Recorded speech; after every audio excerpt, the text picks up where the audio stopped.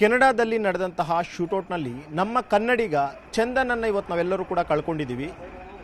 ಹೇಗೆ ಇನ್ಸಿಡೆಂಟ್ ಆಯಿತು, ವಿಚಾರ ಹೇಗೆ ಗೊತ್ತಾಯಿತು ಅನ್ನುವಂಥದ್ರ ಬಗ್ಗೆ ತ್ಯಾಮಗೊಂಡ್ಲುನಲ್ಲಿರುವಂಥ ಅವರ ತಂದೆ ನಂದಕುಮಾರ್ ಅವರು ಇದ್ದಾರೆ, ಅವ್ರನ್ನೂ ಕೂಡ ನಾನು ಮಾತನಾಡಿಸ್ತೀನಿ. ಸರ್, ಇದು ನಿಮ್ಮ ಜೀವನದ ಬಿಗ್ ಲಾಸ್ ಸರ್. ನಿಮಗೆ ಒಬ್ಬ ಮುಗಿಲೆತ್ತರಕ್ಕೆ ಬೆಳೆದಂತಹ ಮಗ ಇವತ್ತು ಇಲ್ಲ ಅನ್ನುವಂಥ ಒಂದು ಮೆಸೇಜ್ ನಿಮ್ಗೆ ಬರುತ್ತೆ. ಹೆಂಗೆ ಗೊತ್ತಾಯಿತು ನಿಮಗೆ, ಯಾರು ಹೇಳಿದ್ರು ಅಂತ?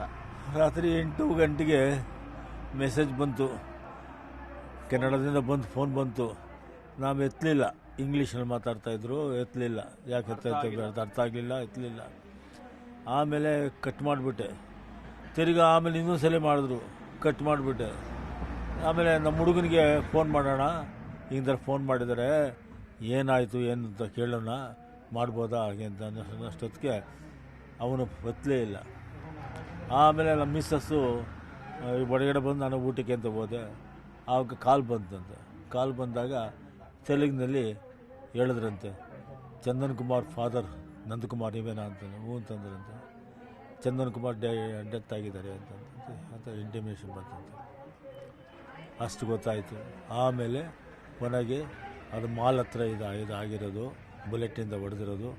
ಅದು ಯಾವ ಥರ ಬುಲೆಟ್ ಇದು ಬೇಕು ಅಂತ ಹೊಡೆದಿದ್ದಾರಾ ಅಥವಾ ಬೇರೆ ಬೀಳೋದು ಹೋಗಿ ನವೀನ್ ಬಿದ್ದಿದೆಯಾ, ಅದನ್ನು ಇನ್ವೆಸ್ಟಿಗೇಷನ್ ಆಗೋವರೆಗೂ ಅದು ಗೊತ್ತಾಗೋದಿಲ್ಲ. ನಿಮ್ಮ ಹೆಂಡತಿಯವ್ರು ನಾನು ಆಗಲೇ ಮಾತಾಡ್ಸಾಗ ಹೇಳ್ತಿದ್ರು ಸರ್, ಚಿಕ್ಕ ಹುಡುಗನಿದ್ದಾಗ್ಲಿಂದನೂ ತುಂಬ ಪ್ರತಿಭಾವಂತ. ಯಾವುದಾದ್ರೂ ಒಬ್ಬ ವ್ಯಕ್ತಿ ನೋಡಿದ್ರೆ ಆ ವ್ಯಕ್ತಿನೇ ಸ್ಕೆಚ್ ಬರೀತಿದ್ರು ಅಂತ. ಜೊತೆಗೆ ಒಂದು ಒಳ್ಳೆ MNC ಕಂಪ್ನಿಯಲ್ಲಿ ಒಳ್ಳೆ ಕೆಲಸ ಸಿಕ್ಕಿತ್ತು. ಅದೇ ಕಂಪ್ನಿಯವರು ಕೆನಡಾಗೂ ಕೂಡ ಅಷ್ಟೇ ₹1 ದುಡ್ಡಿಲ್ದ ಕಳಿಸ್ಕೊಟ್ಟಿದ್ರು. ವಯಸ್ಸಿದ್ದಾಗ ದುಡಿಬೇಕು ಅನ್ನುವಂಥ ಒಂದು ಮಾತು ಯಾವಾಗಲೂ ಕೂಡ ಹೇಳ್ತಾ ಇದ್ರು. ತಮ್ಮ ತಂದೆಯವ್ರಿಗೂ ಕೂಡ ಕೆನಡಾಗೆ ಹೋಗಕ್ಕೆ ಇಷ್ಟ ಇರಲಿಲ್ಲ. ಆದರೂ ವಯಸ್ಸಿದೆ, ಈಗ ದುಡ್ಕೊಂಡು ಬರ್ತೀನಿ ಅಂತ ಹೋದ್ವು ಅಂತಂತಂದ್ರು. ಅದು ಸತ್ಯ ಮಾತು. ಈಗ ಸಂಪಾದನೆ ಮಾಡಬೇಕು, ದುಡ್ಡಿದ್ರೆ ಗೌರವ, ದುಡ್ಡಿಲ್ದಿದ್ರೆ ಏನು ಮನುಷ್ಯಂಗೆ ಆಗೋದಿಲ್ಲ. ಅದಕ್ಕೆ ದುಡ್ಕೊಂಡು ಬರ್ತೀನಿ ಅಂತಂತ ಇದಕ್ಕೂ ಅಮೇರಿಕಕ್ಕೆ ಹೋದರು. ಅಮೇರಿಕಾದ 2 ವರ್ಷ ಇದ್ದ. ಅಲ್ಲಿ ಟ್ರಂಪ್ ಬಂದಲ್ಲ, ಆವಾಗ ವೀಸಾ ಕ್ಯಾನ್ಸಲ್ ಮಾಡಿದ್ರು. ಆವಾಗ ಎಲ್ಲ ಸ್ನೇಹಿತರೆಲ್ಲ ಸೇರಿಕೊಂಡು ಕೆನಡಾದಲ್ಲಿ ವ್ಯವಸ್ಥೆ ಮಾಡಿದ್ರು. ಕೆನಡಾದಲ್ಲಿ ಈಗ ಇಲ್ಲಿವರೆಗೂ ಇದ್ದಾನೆ. ಅದು ಒಳ್ಳೆ ಪ್ರಾಪರ್ಟಿ ತಗೊಂಡಿದ್ದ.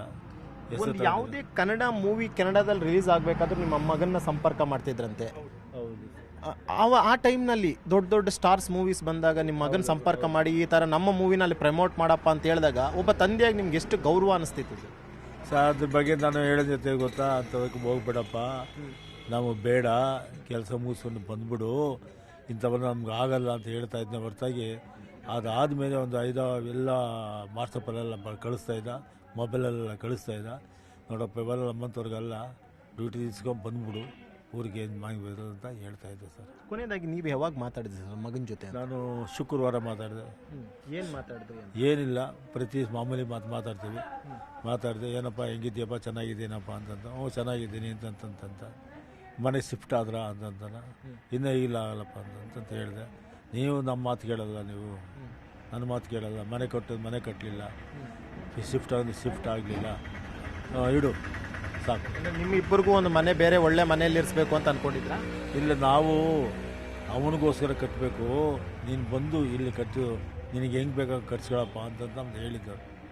ಅವನು ಎತ್ಕೊಂಡು ಒಂದು ಕಟ್ಟಿ ನೀವು ಕಟ್ಟಿ, ನಿಮಗೆ ಹೆಂಗೆ ಮಾತಾಡ ಕಟ್ಟಿ ಅಂತಂದ್ಬಿಟ್ಟು ಅವನು ಹೇಳ್ತಾ ಇದ್ದೆ.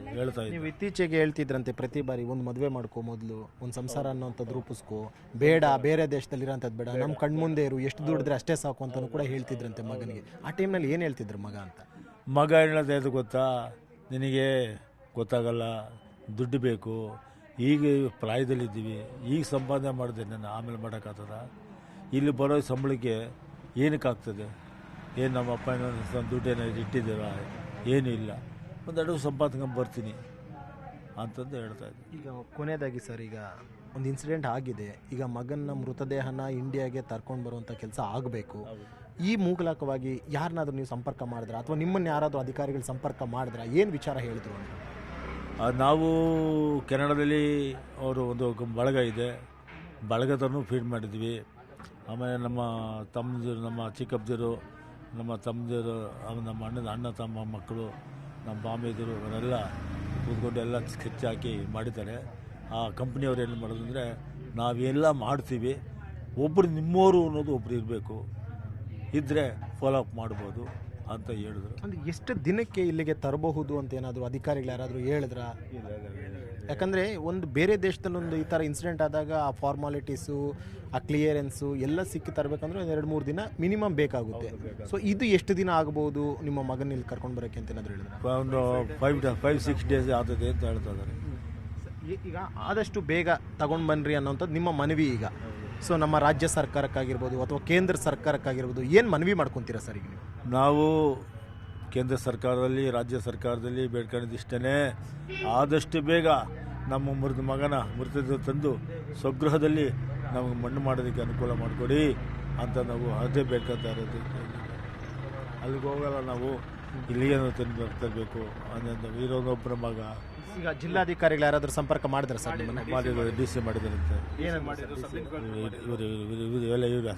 ಸರ್? ನಮ್ಮ ಕಡೆಯಿಂದ ಏನು ಅನುಕೂಲ ಇದೆ ಅದು ಮಾಡಿಕೊಡ್ತೀವಿ ಅಂತ ಹೇಳ್ತಾ ಇದ್ದಾರೆ. MLA ಅವರು ಮಾತಾಡಿದ್ರು, MLA ಅವರು DC ಹತ್ರನೂ ಮಾತಾಡಿದ್ದಾರೆ. ಆಮೇಲೆ ಡೆಲ್ಲಿಯಿಂದನೂ ಫೋನ್ ಮಾಡಿದರು. ಡೆಲ್ಲಿಯಿಂದ ಫೋನ್ ಮಾಡಿ ವಿ ಸೋಮಣ್ಣವರು ಇದರಿಂದನೂ ಮಾಡಿಕೊಡ್ತೀವಿ ಅಂತ ಹೇಳ್ತಾ ಇದ್ದಾರೆ. ಆದಷ್ಟು ಬೇಗ ತರುವಂಥ ಪ್ರಯತ್ನ ಆಗ್ತಾ ಇದೆ. ಓಕೆ, ಕೇಳಿದ್ರಲ್ಲ, ಇದು ಚಂದನ್ ಅವರ ತಂದೆಯ ಮಾತು. ಮಗ ತುಂಬ ಅಂದರೆ ತುಂಬ ಪ್ರತಿಭಾನ್ವಂತ. ಆದರೆ ಮಗ ಹೇಳ್ತಾ ಇದ್ದ ವಯಸ್ಸಿದ್ದ ಟೈಮ್ನಲ್ಲಿ ದುಡಿಬೇಕು ಅಂತೇಳಿ, ಆ ದುಡಿಯೋಕೆ ಅಂತೇಳಿ ಬೇರೆ ದೇಶಕ್ಕೆ ಹೋದಂಥ ಸಂದರ್ಭದಲ್ಲಿ ಈ ರೀತಿಯಂಥ ಘಟನೆ ಆಗಿದೆ.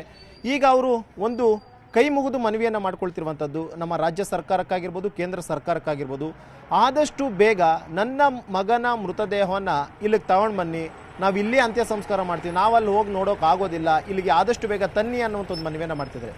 ಕ್ಯಾಮ್ರಾ ಪರ್ಸನ್ ವಿಶ್ವನಾಥ್ ಜೊತೆ ಮಂಜುನಾಥ್, ನ್ಯೂಸ್ 18 ನೆಲಮಂಗಲ. ನಿರ್ಭೀತ, ನಿಷ್ಪಕ್ಷಪಾತ, ವಿಶ್ವಾಸಾರ್ಹ ಸುದ್ದಿಗಳಿಗೆ ಹೆಸರಾಗಿರುವ ನ್ಯೂಸ್ 18 ಕನ್ನಡ ಈಗ ಆಪ್ನಲ್ಲೂ ಲಭ್ಯವಿದೆ. ದಯವಿಟ್ಟು ಇಲ್ಲಿರುವ QR ಕೋಡ್ನ ಸ್ಕ್ಯಾನ್ ಮಾಡಿಕೊಂಡು ಆಪ್ ಡೌನ್ಲೋಡ್ ಮಾಡೋದಕ್ಕೆ ಮರಿಬೇಡಿ. ನಿಮ್ಮ ಬೆಂಬಲ ಹೀಗೆ ಸದಾ ನಮ್ಮೊಂದಿಗಿರಲಿ. ಧನ್ಯವಾದ.